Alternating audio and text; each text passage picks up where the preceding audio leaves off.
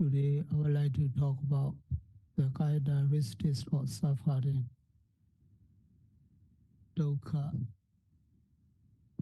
Dukkha in Pali.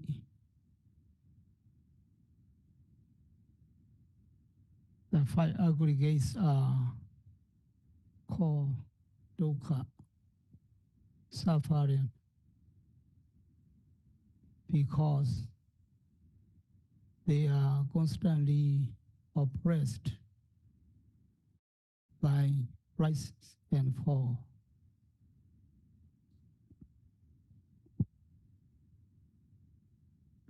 So these are the five aggregates. Rupa Khanda, Vedana Khanda, Sanya Khanda, Sankhara Khanda, and Vijnana Khanda. These are five aggregates. Please follow me. Rupa Khanda, Vedana Khanda, Sanya Khanda, Sankhara Khanda, Vijnana Khanda. Rupa Khanda, Vedana Khanda, Sanya Khanda, Sankhara Khanda, Vijnana Khanda. Rupa Khanda. Rupa Khanda means the meta aggregate. Vedana Khanda, feeling aggregate. Sanya Khanda, perception aggregate. Sankhara Khanda, pollution formations aggregate. And last one, Vijnana Khanda, consciousness aggregate. The five aggregates are called dukkha, suffering. The Buddha said because they are constantly oppressed by rise and fall.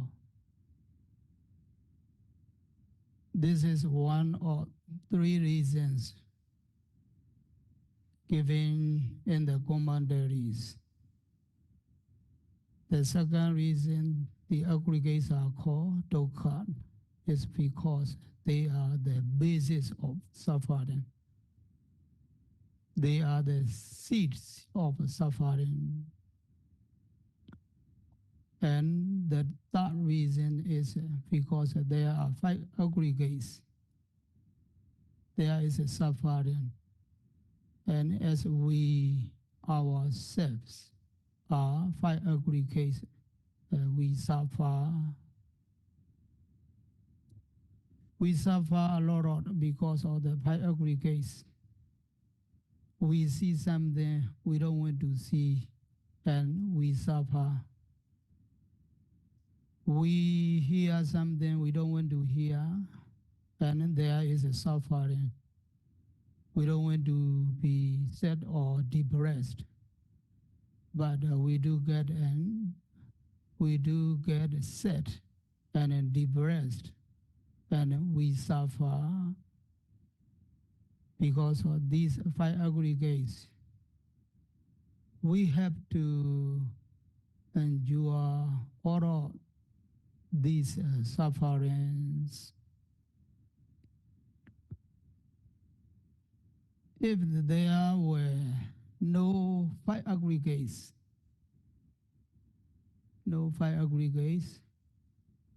there would be no suffering. But because we are five aggregates, there will be aging, disease, and death. And so we suffer. We encounter all of this misery simply because of the five aggregates. Therefore, they are called dukkha, suffering, because They are the basis of suffering. In the same way, in this sense, the five aggregates of clinging are also called dukkha. That reasons given is that they are called dukkha because they are fearsome, they are fearful, they are dreadful, dreadful. Because of these five aggregates, we undergo constant suffering.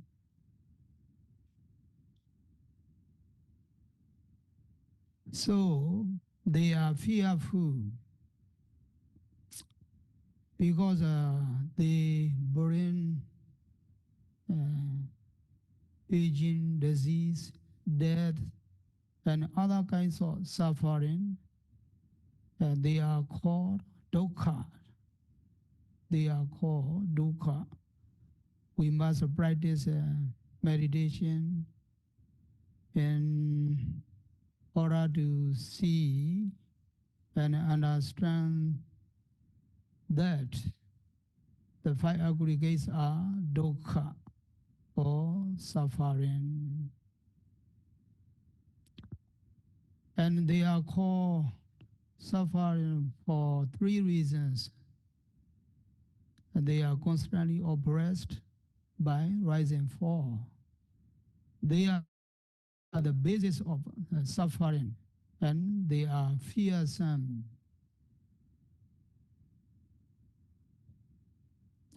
In order to include other meanings of suffering nowadays, dukkha is translated as unsatisfactory rather than suffering.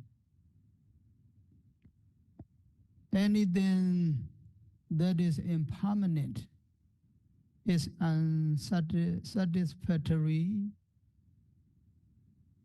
We want things to be permanent. We want ourselves to be permanent. We want to live permanently, but we will not get what we want. And because there is no satisfaction with these five aggregates, they are unsatisfactory. We need to understand three things. What is it? That is dukkha. What is the characteristics of dukkha? And last one, what is dukkha nupassana? Dukkha nupassana means seeing dukkha.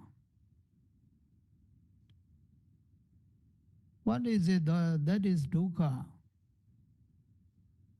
When we say dukkha, we mean the five aggregates, which are also impermanent, a nature. These same five aggregates that are impermanent are also dukkha or suffering.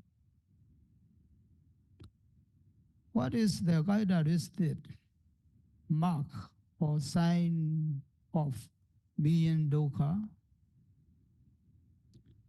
We see that the five aggregates, which comprise everything in the world are oppressed continuously by rise and fall. So the characteristics of dukkha is this constant oppression by rise and fall, which is continuous and never stops. Continuous and never stops. There is not a single movement in our lives when we are not oppressed by rise and fall. There is not a single moment in our lives when we are not oppressed by rise and fall.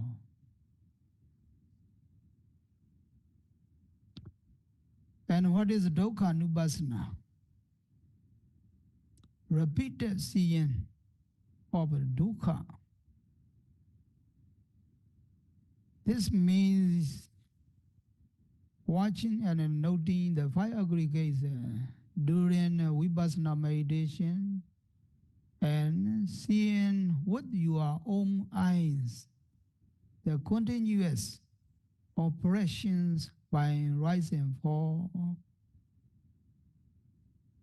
Dukkhanupassana is the understanding of knowledge, understanding or knowledge you get from this observation of the five aggregates. Only when you observe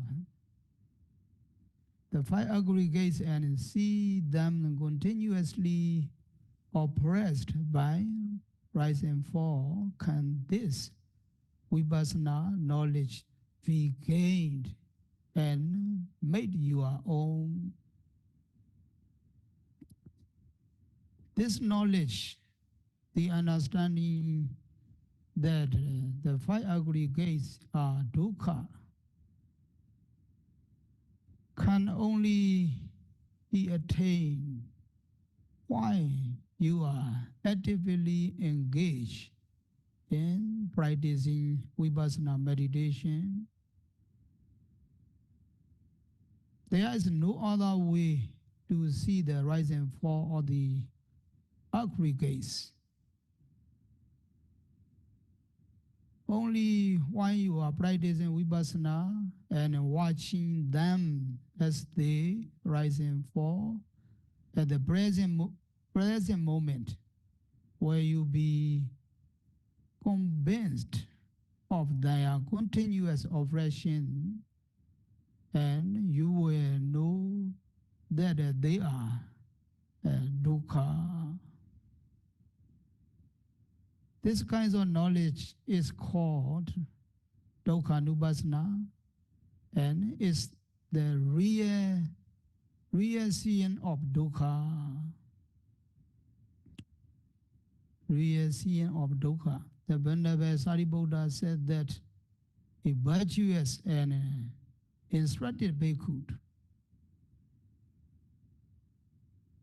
The Venerable Sariputta said that a virtuous and instructed bhikkhu should carefully attend to the five aggregates subject to clinging in order to see and understand them as a suffering.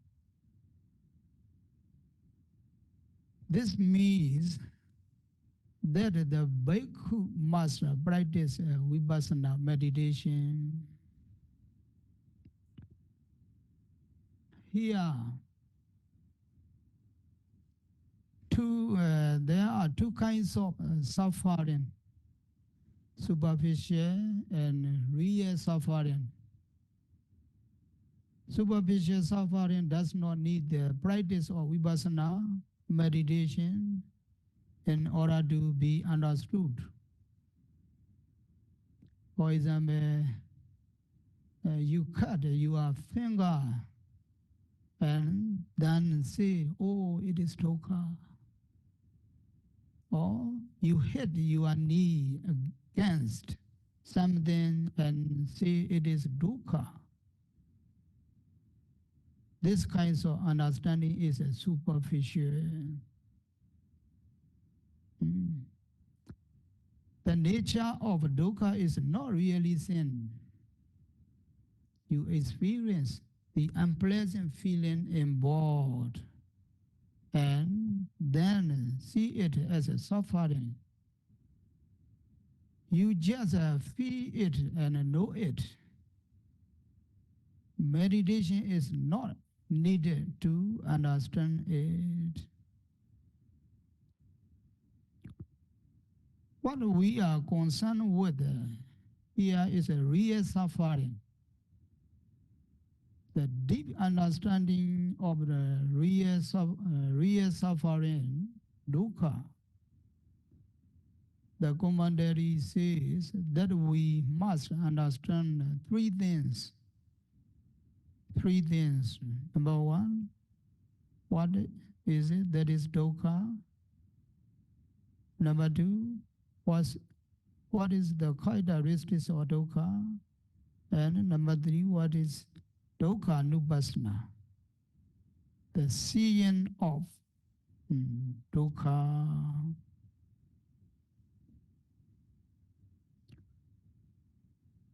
What is it that is dukkha? This is easy to answer. Aging, the five aggregates, they are called dukkha or suffering. When we say suffering, we mean both the five aggregates and the five aggregates of clinging. So it includes all of them. And what is the characteristics of dukkha? You must understand the meaning of the word dukkha correctly. Normally, it means suffering, unpleasant feeling, but its meaning goes deeper than that. You must understand it according to the words of the Buddha. Whatever is impermanent is dukkha. Whatever is impermanent is suffering.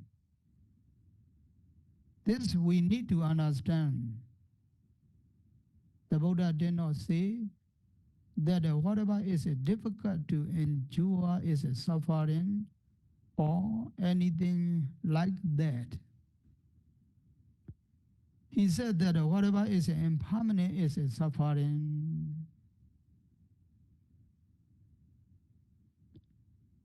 If you know something to be impermanent, you also know that it is suffering. Therefore, the meaning of the word suffering goes deeper than the surface meaning. Surface meaning. We have to go deeply into it.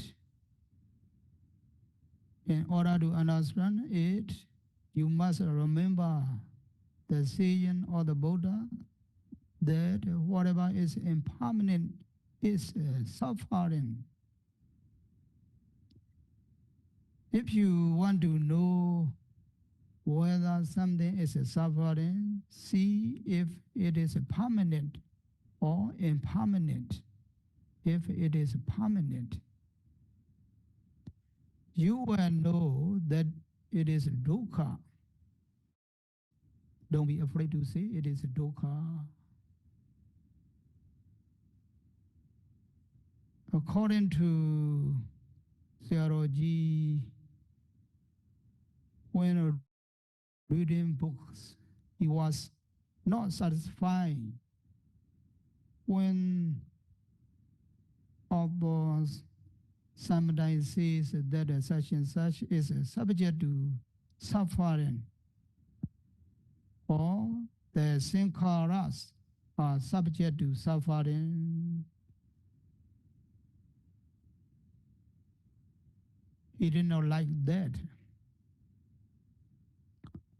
We should have the courage to say the sankharas are suffering, not just passively subject to suffering, which means under the control of suffering, having a tendency to suffer or dependent on suffering.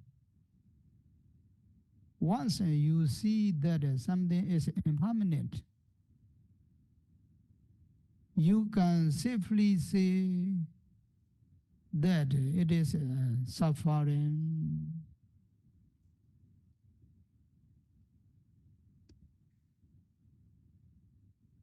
the words suffering in English and dukkha in Pali.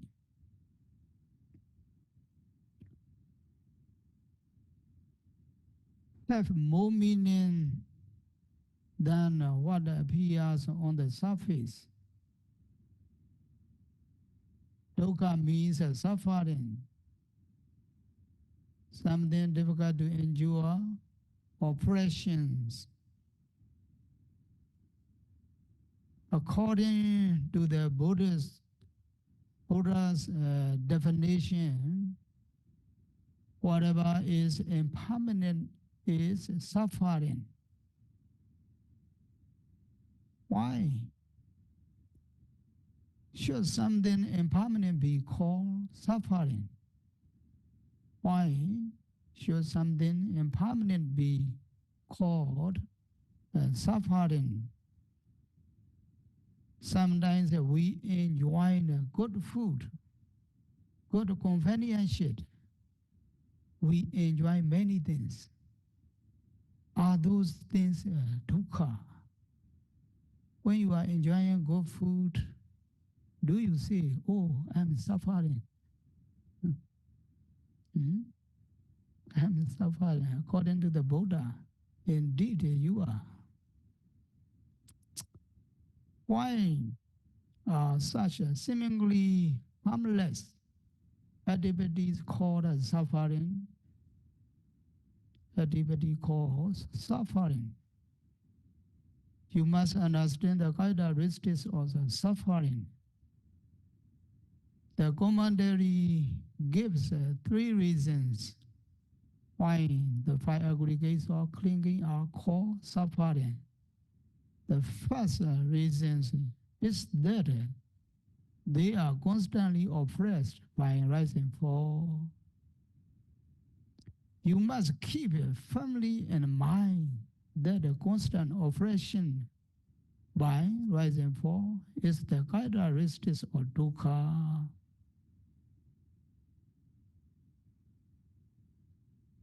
If you want to know whether or not something is dukkha, try to see whether it rises and falls, rises and falls.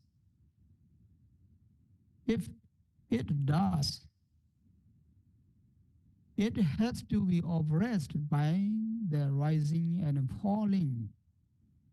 And that oppression is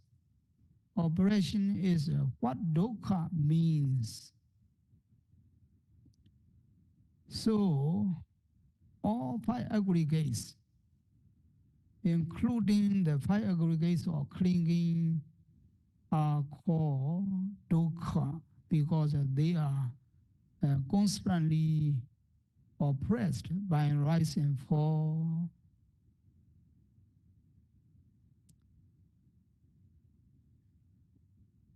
Look, look at everything in the world, and you will see that everything is oppressed by rise and fall. And that rise and fall also are constantly oppressed by rise and fall.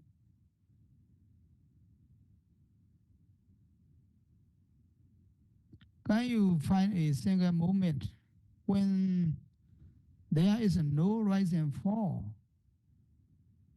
Can you find a single moment when the process of rise and fall stops? Process of rise and fall stops.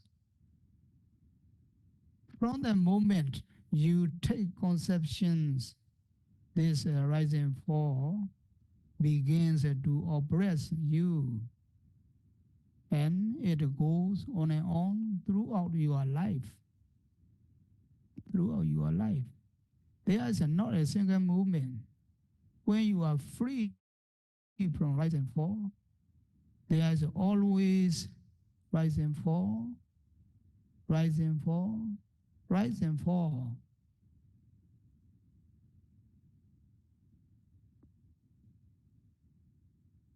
When you see things during meditation, you note them as rising and falling one after another. Maybe hundreds of objects.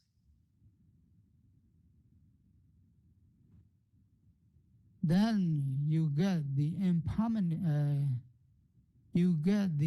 impressions that everything is oppressed by rising and falling. This rising and falling is a kind of operation. Falling means distractions, which is a kind of operation. And rising is a precursor to falling. It rises so that it can fall, and falling is also a kind of operation.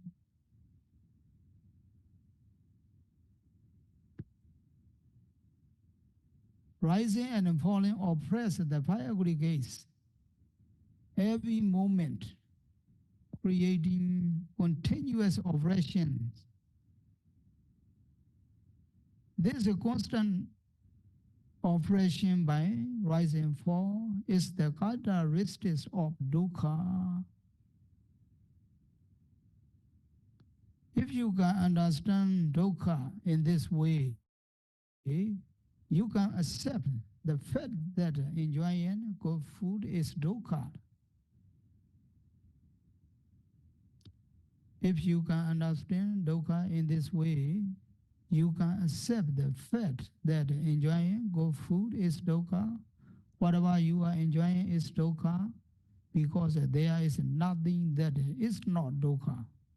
And you can accept the teachings of the Buddha that the five aggregates of clinging are suffering, Penchupada Nekanda Dukkha in Pali. When explaining the first noble truth in his first sermon, the Buddha said at the end, the five aggregates of clinging are suffering, which means in brief that everything in the world is a suffering. If you understand this to mean the continuous operation by rise and fall, you can easily accept the truthfulness of the Buddhist explanation.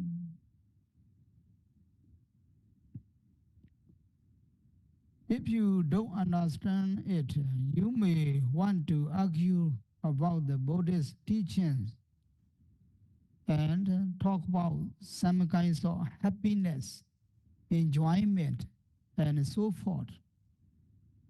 But this I want you to understand, and the whole family and mine, the meaning of dukkha is a constant operation by rise and fall.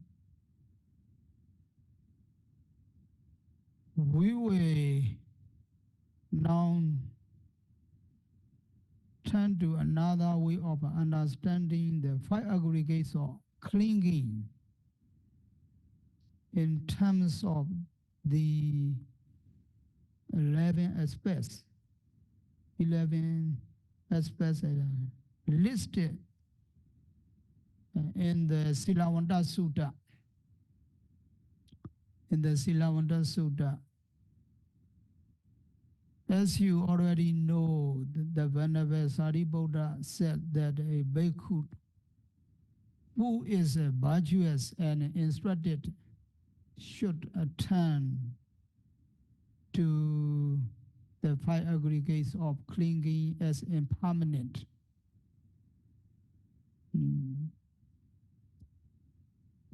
The Venerable Sariputta said that a bhikkhu who is virtuous and instructed should attend to the five aggregates of clinging as impermanent.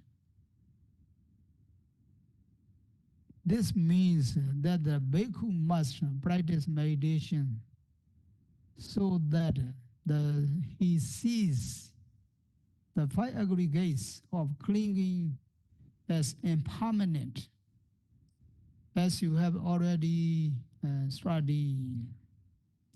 Then he must see them as a suffering, as you have also studied.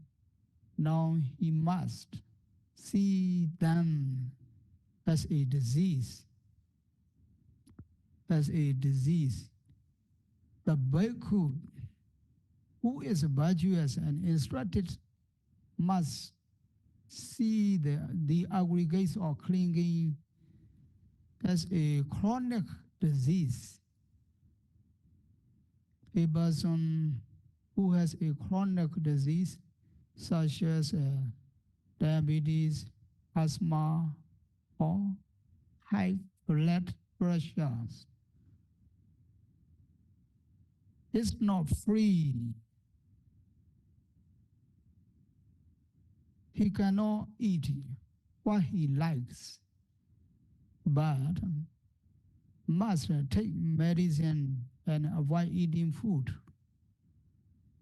that would aggravate his condition. He must always be careful. The disease may increase and at times decrease, but he is never in control. No matter how careful he is, the disease is still there. However much attention and care is given to a chronic disease, it is never cured. It is never cured. In the same way, however much you find fault with the five aggregates, you still have them and need to attend to them. You must avoid food that is unsuitable for the body. You must avoid living in an unsuitable climate for the body. And you need to take care of a host of other things just because the five aggregates. So these aggregates can be viewed as a chronic disease. Chronic disease. The bhikkhu who is virtuous and instructed also must see the five aggregates of clinging as a tumor or a sore, as or a sore. When you have a tumor or sore that oozes blood and pus and causes a lot of pain, you must care for it with a medication.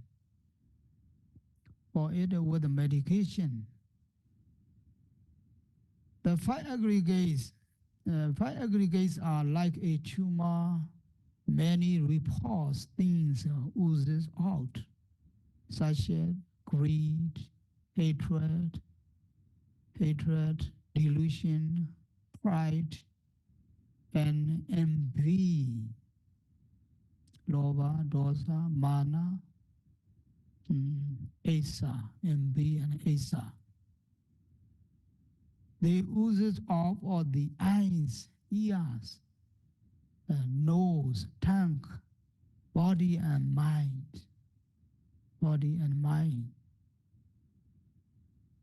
They oozes out of the eyes, ears, nose, tongue, body and mind.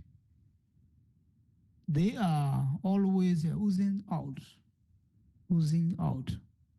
When we see something beautiful,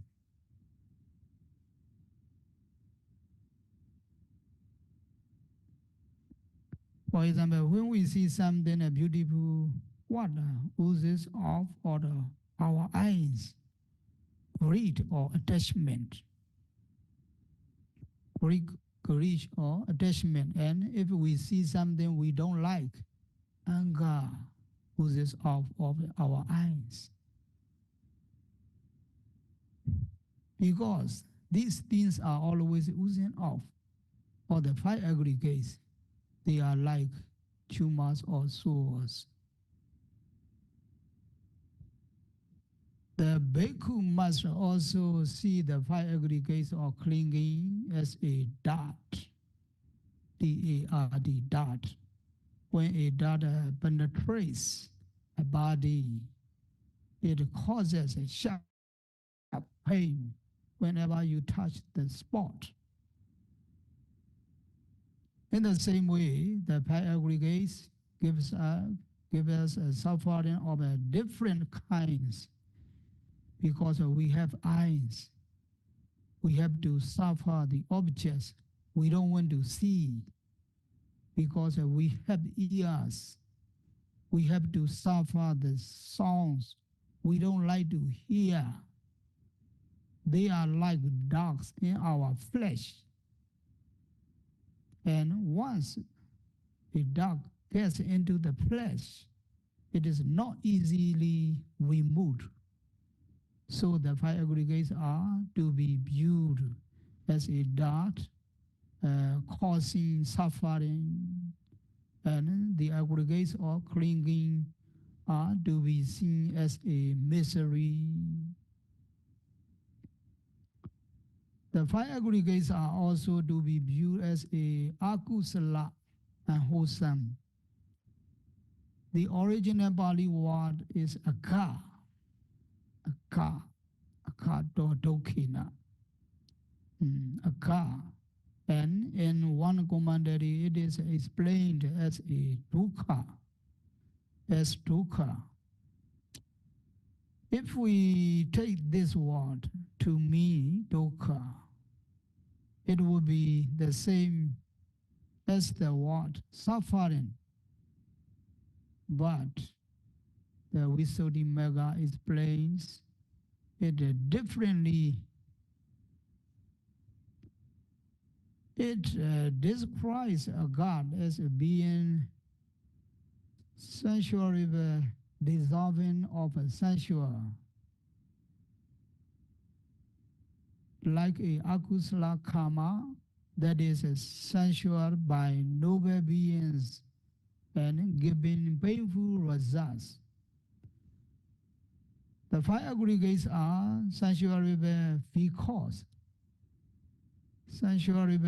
because they give us pain and suffering and bad results. So they are to be viewed as agusala and wholesome. They also are to be seen as affliction, which here means occasional sickness, such as a cold, indigestion, diarrhea, or fever.